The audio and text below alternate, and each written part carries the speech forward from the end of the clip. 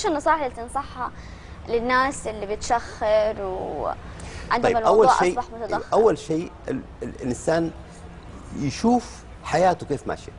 يعني انا اذا مثلا بشرب سجاير كثير، وزني زايد، صح. ما بلعب رياضه، عندي حساسيه في الانف، كل الاشياء هذه لازم انا اكل زفر في الليل واكل اكل كثير في الليل وعندي حموضه في معدتي.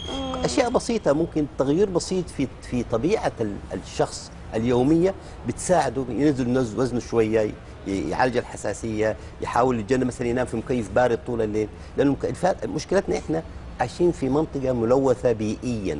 صح فعلا. مكيفات طول السنه، سيارات، عوادم غبره، سيارات، تراب، مصانع. بالضبط، هذه كلها بتاثر على الحساسيه حقت الانف. وبالتالي انا ممكن هو يساعد نفسه انه يحاول يتجنب الاشياء كلها. الاسوأ منها كلها واللي هي اللي بتحصل دائما، انه المريض بيفتكر انه هو لو زود المكيف بيتنفس احسن.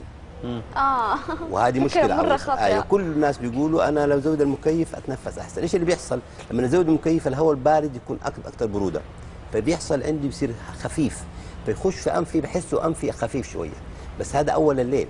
ايش يحصل اخر الليل؟ هنا المشكله. لانه انا عشان اخلي، ليه ربنا خلق الانف؟ عشان يدفي الهواء. فلما تكون درجه حراره الانسان، طبيعه الانسان 36 37 درجه، وانا بحاول ادفي الهواء البارد هذا اللي درجه 16 ولا 17 الى 36، يبغى له كميه دم كثيره في الانف. صح. عشان تدفيه، فبالتالي الانف يبدا يحتقن وينسد ويزود الشخير على اخر الليل. فتلاقي المريض يقول لك انا اول ليل كويس، اخر الليل حلقي ناشف وبشخر وحالتي حاله. بس انام ابدا اشخر. ما هذه المشاكل حقت انت. فانت هي كمان كل شيء فيه فصل.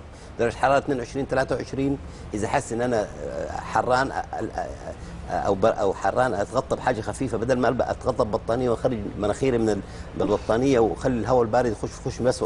يعني تشوف اشياء وحكاوي، كل اشياء بيحاول بس انه يلف على نفسه.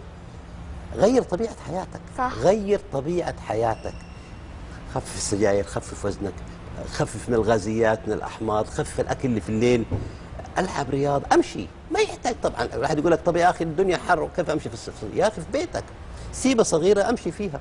صح. سبح الله وامشي فيها 10 دقائق، ما تحتاج اكثر من كده. مو ضروري تقول تلبس الشورت وتنزل تمشي في الشارع. انت تحتاج 10 دقائق ربع ساعه في سيبه في البيت. صح. طرقه في البيت تمشي فيها وانتهى الموضوع.